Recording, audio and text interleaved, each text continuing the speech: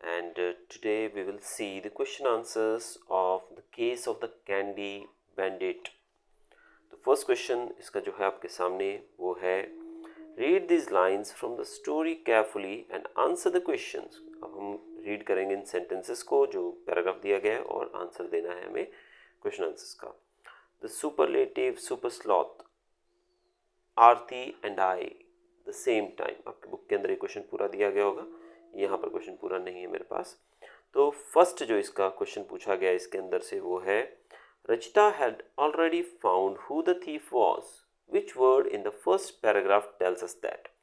अब पहले पैराग्राफ में जो हमने ऊपर पढ़ा उसके अंदर दिया गया है कि रचिता जो थी उसको पहले ही पता लग गया था कि चोर कौन है, उसके बाद भी वो उसका इंतजार कर रहे थे चोर का, तो उनको पता लग गया था। तो पूछा गया है कि पैराग्राफ के अंदर कौन सा वर्ड आपको बताता है कि उसको चोर का पता लग गया।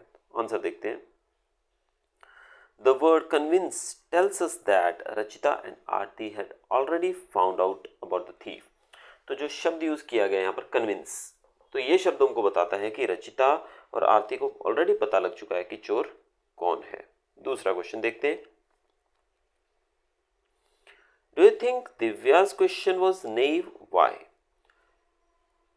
No, Divya's query was justified. It was very apparent that the friends were hatching a plan. Divya जो थी उसका जो क्वेरी थी वो जस्टिफाइड थी, यानी कि सही थी। वो बिल्कुल भी उनका मतलब तुक्का नहीं था कि भी उन्होंने ढूंढ लिया है या वो किसी पे शक नहीं कर रहे थे, जबकि उनका जो रीज़न था वो एकदम जस्टिफाइड था और साफ पता लग रहा था कि वो एक प्लान बना रहे हैं। नेक्स्ट क्वेश्चन है बच्चों, Aarti rolls her eyes at Divya. She does this often in the excerpt.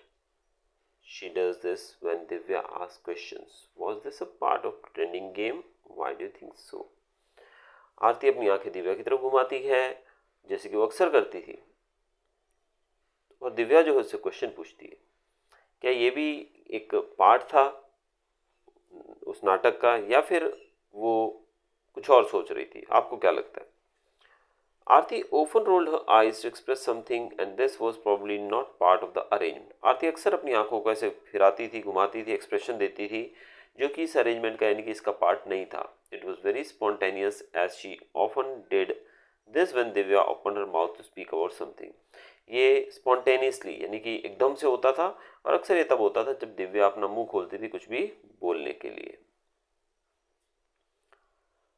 Why did Divya want Aarti? What do you think Divya was thinking?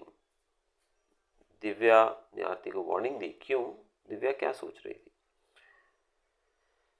Divya warned Aarti not to touch her sweets as she suspected that Aarti used to steal her sweets.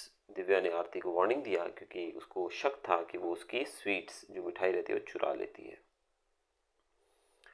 Why did Aarti make the pluck sound? What happened as a result of it? आरती ने plop का sound क्यों किया और इसका result क्या निकला? Aarti made a plop sound staring at Ayush, who happened to notice it.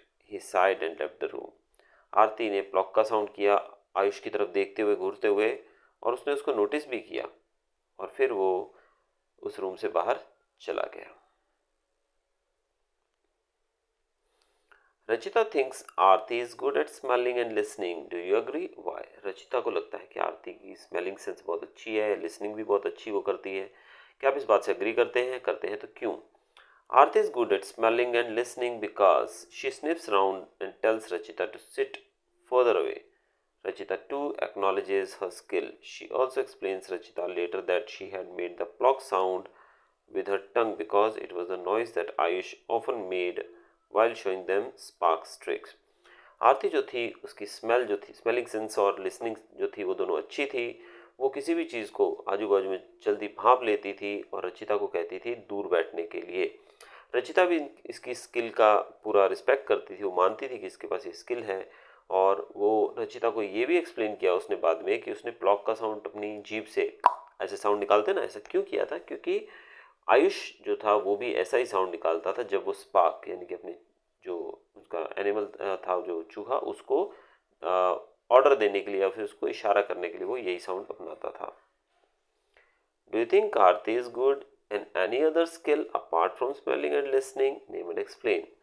क्या आपको लगता है आरती किसी और स्किल में भी अच्छी थी स्मेलिंग और लिसनिंग के अलावा? अगर थी तो आपको एक्सप्लेन करना है उसका नाम भी और उसके बारे में भी। Aarti has very good observational skill and organisational skills. Aarti के पास जो स्किल्स थी, ऑलरेडी स्मेलिंग और लिसनिंग तो थी ही, लेकिन उसके साथ साथ वो एक अच्छी ऑब्जर्वेटर भी थी और वो ऑर्गेनाइजेशनल स्किल भी उसके पास अच्छी, यानी कि सब कुछ ऑर्गेनाइज कर लेती थी मिनटों में। She was clever enough to chalk out a plan strategically to find out the real thief. वो इतनी तेज थी कि तुरंत वो कुछ सेकंडों कुछ मिनटों में उसने एक स्ट्रेटेजी बना ली जिससे वो असली चोर को पकड़ सके। हैड शी नॉट ऑब्जर्व्ड और डिटेक्टेड अ पैटर्न? क्या उसने ये सब करने के लिए, यानी कि इतना ज़्यादा उसको नॉलेज था, इतना ज़्यादा उसने मतलब कहा दबाव देके कि मैं ढूंढ लूंगी चोर को कि चोर कौन है, तो ऑब्वियसली ये सब करने के लिए उसको ऑब्जर्वेशन तो चाहिए था ना। उसने बहुत अच्छे से ऑब्जर्वेशन किया था, उसने पैटर्न भी ढूंढ लिया था कि कैसे हम मतलब चोरी कैसे होती है, जैसे कि जो जासूस लोग करते हैं वैसे ही। They could have never found out about the thief. और अगर उसको ये चीज़ें समझ में ना आती तो शायद उनको कभी भी चोर मिलता ही नहीं। Why did Spark come out immediately from रचिता's bag? Spark जो था वो रचिता के बैग से एकदम से बाहर क्यों आ गया जल्दी से? Rachita had brought a banana and Spark had been trained to steal candy and sweets alone. Rachita जो थी वो बनाना लेकर आई थी और स्पार्क वो चूहा जो था उसको सिर्फ ट्रेनिंग मिली थी कैंडी और स्वीट चुराने के लिए। So Spark left her bag immediately without carrying the fruit. इसलिए स्पार्क तुरंत बाहर आ गया जल्दी ही बिना कुछ और चुराए। तो बच्चों ये थे हमारे क्वेश्चन आंसर्स। चैप्टर का नाम था हमारा the case of the candy bandit. अगर आपको वीडियो अच्छा लगा हो बच्चों तो चैनल को सब्सक्राइब कीजिएगा, वीडियो को लाइक भी कीजिएगा। Thanks for watching.